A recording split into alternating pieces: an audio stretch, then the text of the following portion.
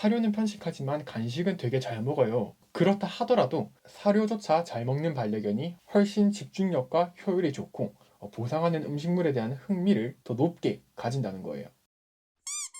안녕하세요. 오늘은 반려견이 사료를 편식하는 이유에 대해서 이야기를 해볼 겁니다. 반려견의 사료 편식으로 고민이신 보호자분들이 많을 거라고 생각이 돼요. 그러면 반려견이 편식하는 이유에 대해서 먼저 좀 알아야겠죠. 반려견이 사료를 편식하는 데에는 6가지의 원인이 있습니다. 하나는 너무 풍족해서, 두 번째는 편식이 학습되어서, 세 번째는 선천적으로 식욕이 적어서, 네 번째는 생활 환경에 의해서, 다섯 번째는 사료 기호성으로 인해서, 여섯 번째는 건강 이상으로 인해서, 이렇게 6가지가 있는데, 자, 아마 이런 원인들을 순서대로 들어보면 우리 아이는 선천적으로 식욕이 적은 아이일 거야, 또는 사료 기호성이 별론가, 아프진 않을 것 같은데, 이런 생각들을 하고 계실 것 같아요. 물론 그 생각들이 맞을 수도 있지만 사실 대부분의 사료 편식은 첫 번째 원인인 너무 풍족해서 생기게 됩니다. 우선 순서대로 한번 자세히 살펴볼게요. 풍족해서 편식을 하는 경우는 주로 자율급식으로 인해 사료를 항시 그릇에 채워놓는 급여 방식으로 인해서 나타납니다. 개도 사람처럼 항상 있는 것들에 대한 이런 풍족함, 그리고 당연함이 학습되고, 사료가 항상 채워져 있다면 항상 채워진 사료라는 음식물에 대한 흥미가 당연히 차츰차츰 줄어들 수밖에 없죠. 우리 보호자님들의 입장에서는 혹시나 배고플 때 밥을 제때 못 먹을까봐, 집을 늦게 들어와서 혹시 밥을 못 챙겨줄까봐, 그리고 예전에 식욕이 너무 강했어서, 이런 이유들로 인해서 자율급식을 선택하시게 되는데, 사실은 하루에 한 번의 끼니로도 반려견의 식습관을 잡아줄 수 있기 때문에 저 같은 경우에는 자율급식은 웬만하면 하지 말고 자동급식기도 웬만하면 사용하지 말라고 권유해드리는 편이에요. 또 두 번째로 사료 편식을 학습하는 경우도 있는데, 사료를 먹지 않아도 간식이라는 다른 먹이가 제공된다는 걸 반려견이 학습하게 되었을 경우를 말하는 겁니다. 이 경우에는 반려견이 사료에 대한 흥미가 있었음에도 불구하고 밥을 급여해도 즉시 먹지 않는다는 이유로 사료가 질렸구나 하면서 간식을 조금씩 급여하게 되죠. 이때 우리 반려견은 사료를 먹지 않아도 다른 먹이를 주는구나 라고 학습하게 되는 거예요. 간식의 향과 식감이 당연히 사료보다는 좀 더 감각에 강한 자극을 주도록 제조되기 때문에 비교적 밋밋한 사료 대신에 간식을 택하는 것은 반려견의 입장에서도 불가피해요.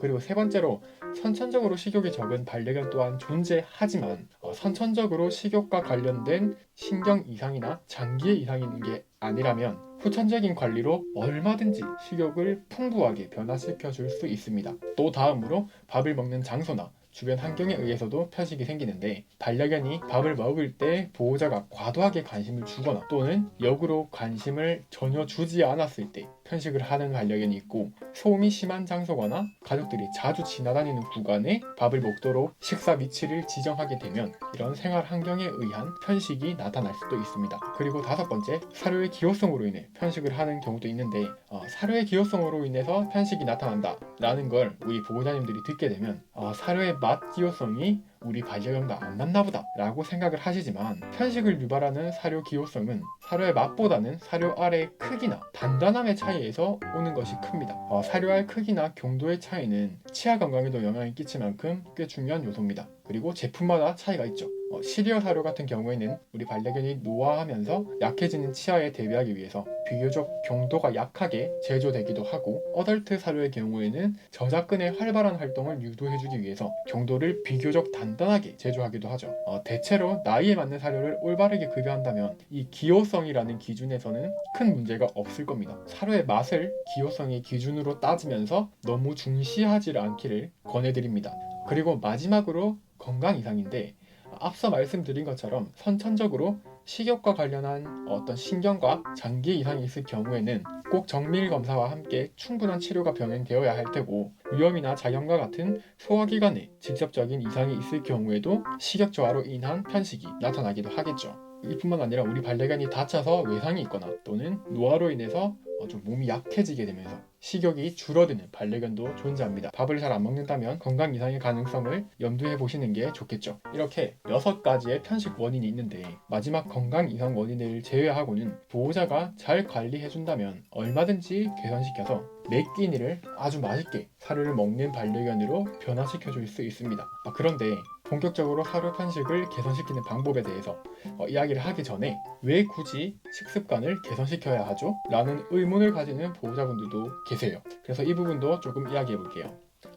사료 편식을 개선시키기 위해서는 사료를 먹지 않으면 치우는 조치가 꼭 필요한데, 이때 몇몇 보호자님들께서는 굳이 사료를 치우면서 밥을 먹고 싶을 때 편하게 먹지 못하게 하면서까지 식습관을 개선시킬 필요가 있나요? 라는 의문을 가지시는 분들이 계세요. 사실 이 의문에서 우리는 우리나라 반려 문화의 현실적인 문제 하나를 알 수 있어요. 바로 반려견 교육의 필요성과 중요성의 부재라는 겁니다. 조금씩 반려견 교육에 관심을 가지는 보호자님들이 많아지곤 있지만, 아직까지 우리나라 반려 문화에서 반려견 교육의 필요성과 중요성을 모르는 보호자분들이 꽤 많아요.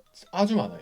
근데 왜 편식을 고치니 많이 하는 이 의문에서 교육의 필요성이니 중요성이니 이런 것이 거론되는 걸까요? 반려견을 교육시킬 때 보호자는 반려견의 식욕을 아주 적극적으로 이용해야 합니다. 삶에 꼭 필요한 필수적인 욕구이기 때문에 이를 충족시키고자 하는 본능을 통해서 행동을 학습시키거나 강화시킬 때 반려견에게 음식물을 제공해 보상해주죠. 가장 효율적이면서 안전하고 아주 보편적인 방식이죠. 그리고 이 음식물에 대한 편식은 전반적인 식욕의 저하를 유발합니다. 이는 교육의 집중력과 또 교육의 효율과 교육에 대한 흥미, 이런 요소들에 아주 큰 영향을 끼칩니다. 사료는 편식하지만 간식은 되게 잘 먹어요. 그렇다 하더라도 사료조차 잘 먹는 반려견이 훨씬 집중력과 효율이 좋고 보상하는 음식물에 대한 흥미를 더 높게 가진다는 거예요. 우리 반려견들은 보호자로부터 평생에 걸쳐서 무언가를 학습하고 배워나가는 존재인데, 이 과정에서 우리는 잘 알려져 있는 반려견의 사회화 또는 풍부화, 무서운 것에 대한 둔감화, 그리고 엎드려나 기다려 같은 특정 행동 학습 등이 이루어져요.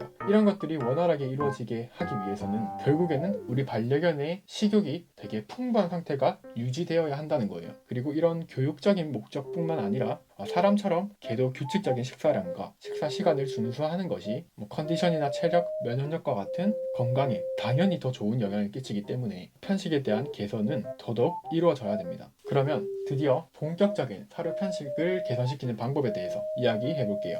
이미 충분히 잘 알려져 있는 방법이긴 하지만 규칙부터 중간중간 팁까지 좀 더 세세하게 알려드리겠습니다. 하나, 1일 권장량을 꼭 지켜야 됩니다. 몸무게마다, 견종마다, 사료마다 정량이 다 다르기 때문에 제품 포장지에 안내되어 있는 정량 안내를 참고하셔도 좋고, 또 우리 반려견의 정량을 내가 잘 알고 있다면 그 정량을 딱 맞춰가지고 알맞게 급여해 주셔야 됩니다. 그리고 둘, 소음이 없고 누군가가 지나다니지 않는 조용한 곳에서 밥을 먹게 도와주세요. 그리고 셋, 밥을 먹으라고 재촉하거나 쳐다보면서 손으로 먹이려는 이런 행위는 절대 하시면 안 됩니다. 그렇게 안 하면 안 먹어요 라고 하시는 분들도 계신데, 그렇게 해야만 먹는 반려견은 좀 안 먹어도 되는 반려견이에요. 네 번째, 사료에 따뜻한 물을 조금 부어서 불려주게 되면 좀 더 자극적인 사료 냄새를 풍겨주고 공기까지 머금고 있어서 섭취 가능성을 좀 더 높여줄 수 있습니다. 또 이 개선법을 적용해서 사료를 싹 먹게 된다면 마지막에 씹거나 뜯어먹을 소량의 간식거리를 제공해주는 것도 도움이 될 수 있습니다. 종이컵에 간식을 싸서 주는 것도 좋겠죠.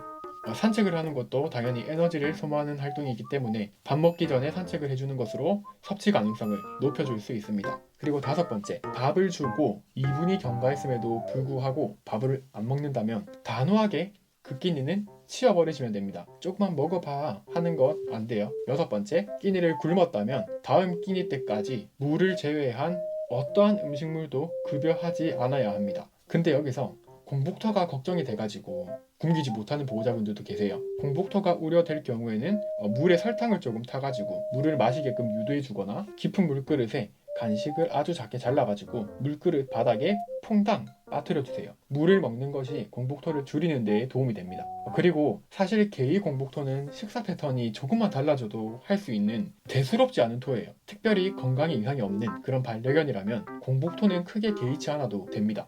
일곱 번째, 끼니는 성경 기준 1일 1끼니에서 2끼니 정도 급여하시면 되는데, 1끼니면 1끼니, 2끼니면 2끼니 딱 정해서 주셔야 됩니다. 어느 날은 한 끼니 주고 또 다음 날은 2끼니 주고 이러시면 안 돼요. 만약에 우리 반려견이 편식이 너무 심해서 빠른 효과를 보고 싶다 하신다면 한 끼니를 적용해서 충분히 개선시킨 후에 나중에 두 끼니로 아예 바꿔주시는 건 괜찮아요. 그리고 밥을 급여해주는 시간은 항상 일관성 있게 매일매일 꼭 맞춰서 주셔야 됩니다. 여덟 번째, 사람 음식은 제발 절대 주지 마세요. 얼마 못 사는데 맛있는 거 챙겨주자라는 그런 생각 같은 것도 하지 마세요. 자, 우리 반려견이 아파서 동물병원에 갔어요. 근데 수의사 선생님이 얘가 사람 음식을 먹어서 간이랑 신장이 안 좋네요. 평생 약 먹고 살아야겠어요. 그래도 이렇게 될 거 알고 사람 음식 먹이신 거니까 괜찮으시죠? 라는 이야기 들어서 괜찮을 보호자가 있을까요?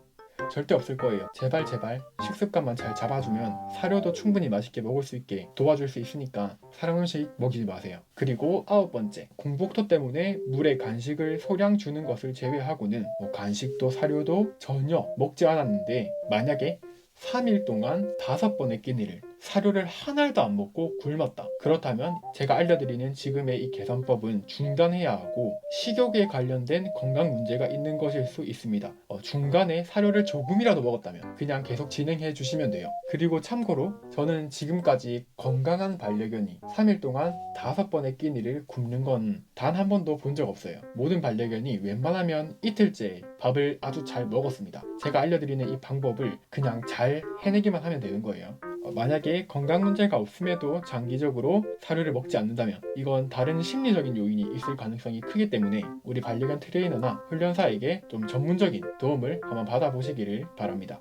이렇게 9번째까지 개선법의 규칙이 있는데 이 개선법을 아주 잘 지키면서 진행하시면 효과가 있을 수밖에 없을 거예요.